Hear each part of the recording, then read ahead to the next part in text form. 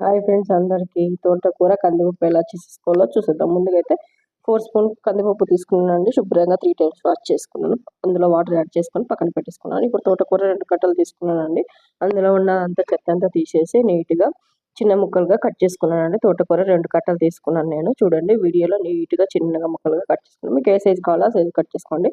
అందులోకి ఒక చిన్న ఉల్లిపాయ కట్ చేసుకున్నానండి. తోటకూర కందిపప్పు అండి ఇది ప్రిపరేషను. చిన్న ఉల్లిపాయ కట్ చేసుకున్నాను. అందులో 2 మిర్చి కట్ చేసుకున్నాను చీలికలుగా. 2 ముక్కలు చీలికలుగా కట్ చేసుకున్నాను. తోటకూర శుభ్రంగా వాష్ చేసుకోవాలండి. ఎందుకంటే అందులో మట్టి అదంతా ఉంటుంది కదండి. అందుకని తోటకూర మొత్తం వాష్ చేసుకొని ఒక గిన్నెలోకి మనం అదే పప్పు ఎందులో పెట్టాం అనుకుంటామో ఆ గిన్నెలోకి పెట్టేసుకోవాలండి. అందులోకి కొద్దిగా కొత్తిమీర యాడ్ చేసుకోండి. అందులోకి టేస్ట్కి తగ్గట్టు కారం, కొద్దిగా టేస్ట్కి తగ్గట్టు ఉప్పు, కొద్దిగా పసుపు. మేము చింతపండు యాడ్ చేయమండి. చింతపండు తినకూడదు, అందుకని మేము చింతపండు యాడ్ చేయము. మీరు కావాలనుకున్నది చింతపండు యాడ్ చేసుకోండి. అది కుక్కర్లో పెట్టేసుకొని మూత పెట్టేసుకొని పొయ్యి మీద పెట్టేసుకొని 10 విజిల్స్ దాకా తీయండి. మేమైతే 10 విజిల్స్ తీస్తాము. మీ ఇష్టం, మీరు ఎన్ని విజిల్స్ తీస్తారో మీ ఇష్టము. పప్పు బాగా మెదిగిపోతుంది. నేను 10 విజిల్స్ తీస్తాను.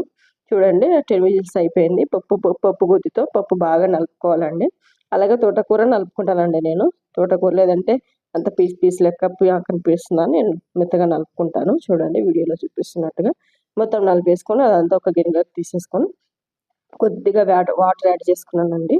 చూడండి చిక్కగా ఉందని కొద్దిగా వాటర్ యాడ్ చేసుకున్నాను. ఇప్పుడు ఉప్పు సరిపోయిందో లేదా టేస్ట్ చూసాను. నాకైతే అన్నీ సరిపోయింది. నేను పొయ్యి మీద పెట్టేసుకున్నాను. అందులోకి 2 ఇప్పుడు పోపు వేసేసుకుందామండి.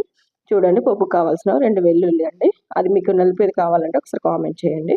2 వెల్లుల్లిని తీసుకోండి. కొద్దిగా జీలకర్ర, కొద్దిగా ఆవాలు, 4 మెంతులు, 4 ఎండుమిర్చి, కొద్దిగా కరివేపాకు తీసుకున్నాను పోపు దినుసులు.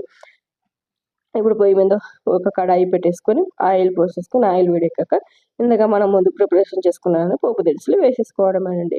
పోపు అయిపోయిన తర్వాత అందులోకి కొద్దిగా ఇంగువ వేసేసుకొని పప్పు నలిపేసుకున్నాం కదండి, పొయ్యి మీద పెట్టేసుకున్నాం కదా, అది అందులోకి వేసేసుకుంటే ఎంతో టేస్టీకరమైన తోటకూర కందిపప్పు రెడీ అండి. నా ఛానల్ ఇంకెవరైనా సబ్స్క్రైబ్ చేసుకొని లైక్ చేసి షేర్ చేయండి. ఫాలో చేస్తారని అనుకుంటున్నాను అండి. ప్లీజ్ షేర్ అండి.